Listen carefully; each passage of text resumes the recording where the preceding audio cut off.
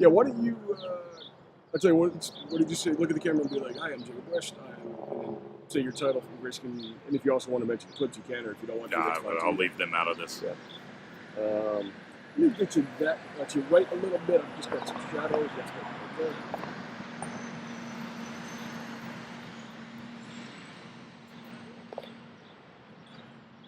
All right, perfect. All set.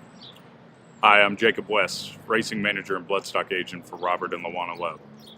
That's perfect. And the rest of this I'll just going to interview. Talk a little bit about your background. You worked at TaylorMade for a long time. Just a couple sentences, just kind of maybe talk about your progression in the industry.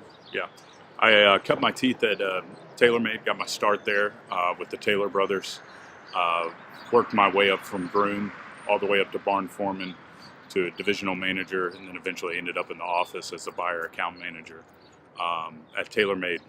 That's where I kind of honed in my horsemanship and had incredible teachers there.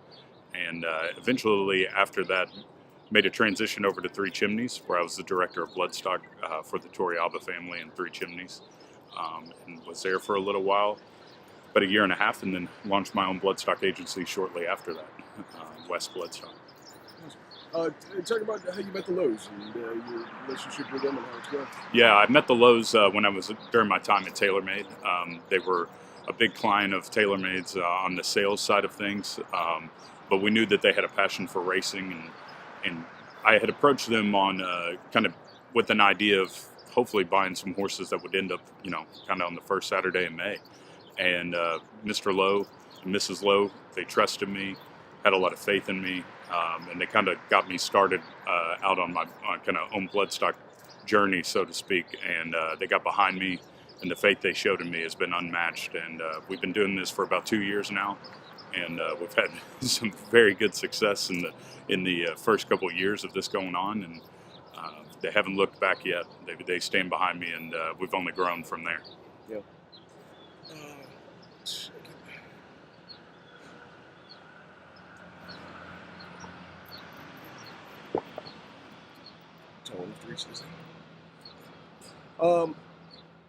Talk about, I guess 2 years ago, beginning in September?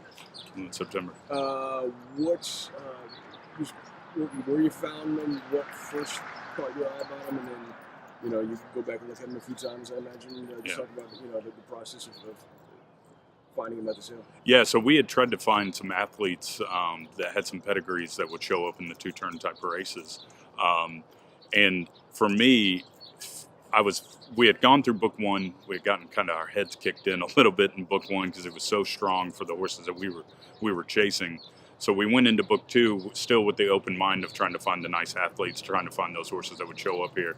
And we came across Magnum Moon. He was at the Claiborne consignment.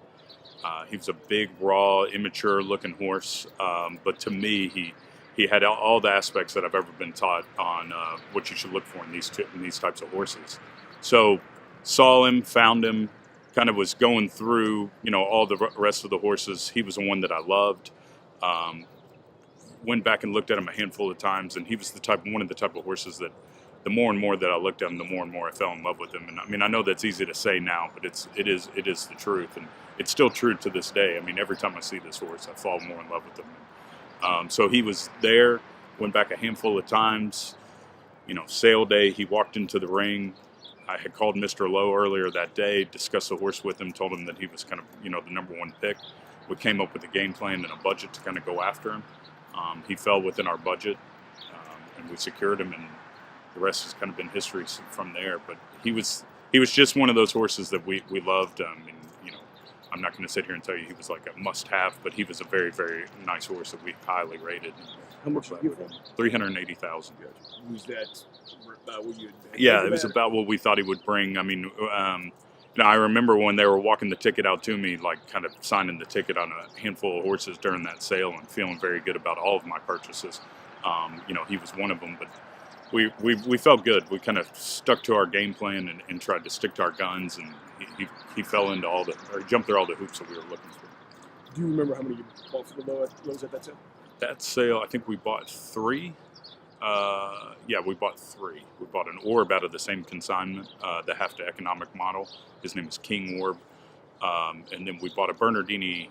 I know the Bernardini was up at Saratoga. So, and then we have bought a couple 2-year-olds later on, like next year type thing. And his 2-year-old year, we had bought some of the 2-year-olds. So you typically buy a hand for Yeah. I mean, we kind of focus on quality, not quantity. Certain, like I said, certain aspects that I've been taught, look for those horses. And we kind of went after kind of a certain type there. And I mean, for me, at the end of the day, it's all about the physical, and the pedigree is just going to dictate how much you have to pay. So I found those physical types that I like, and then matched them up with the pedigree, and that's how we kind of come up with what we think they're going to go for. And he fell within the range that we were willing to buy him. What gentleman physically had all the things you were taught to look for? What are some of those things? The simple stuff that everybody else you hear about, size, scope, balance, correctness, all that stuff. But to me, this horse just moved. He moved well. He's got a beautiful way of going, and his walk, and then obviously the walk is what translates over to the jog to gallop to how they run in the races. So he was that type of horse. I mean, just the way he moved and how much ground he covered for such a young horse, and to have the frame that you knew he was going to grow up into and fill out into is kind of what got me excited about him. And it must be hugely rewarding. The Lowe's have been at this for a while.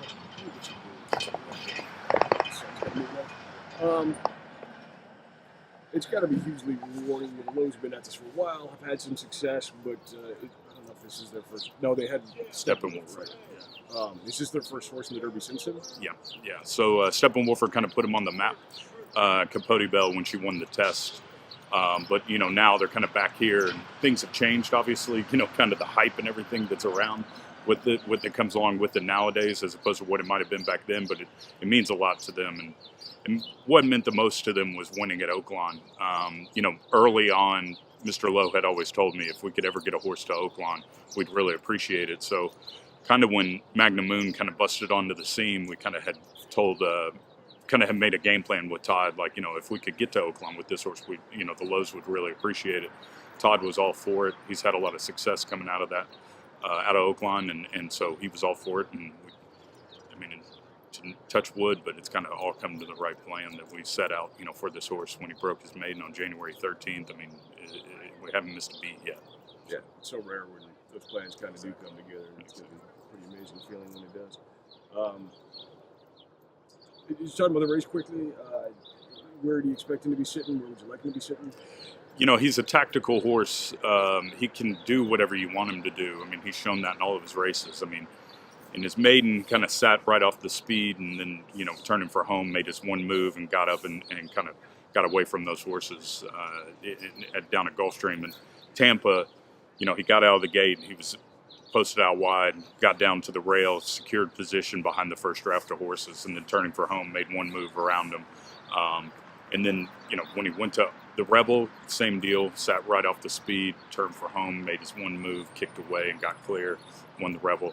Same deal in Arkansas. When he broke on top, and that was not the game plan with him per se, but that's the beauty about what, Todd has and how Luis can ride a race. And Luis just took the race in his own hands and took it to him, and he went to the front and didn't look back, and he caught early pressure, and was getting hounded basically the whole way around there, but he dictated the pace, and then turning for home again, got away from everybody and kicked clear. And it's all going to depend on the post with this horse, but the beauty about Magnum Moon is he's his own horse. He can do whatever he wants. He doesn't have to be on the front. He doesn't have to come from behind. He doesn't have to. You can let the race unfold, and then see where he goes from there. He's got such tactical speed that he's his own kind of. He'll dictate what he wants to do. That's perfect. Anything else you want to talk about?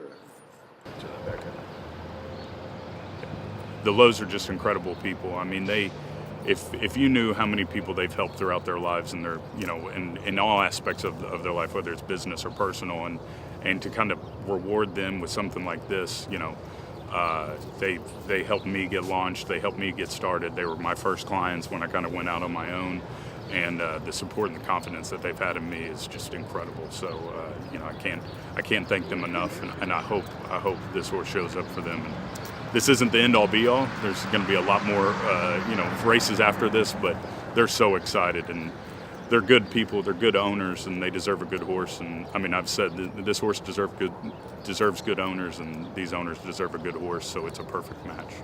So, That's awesome. yeah.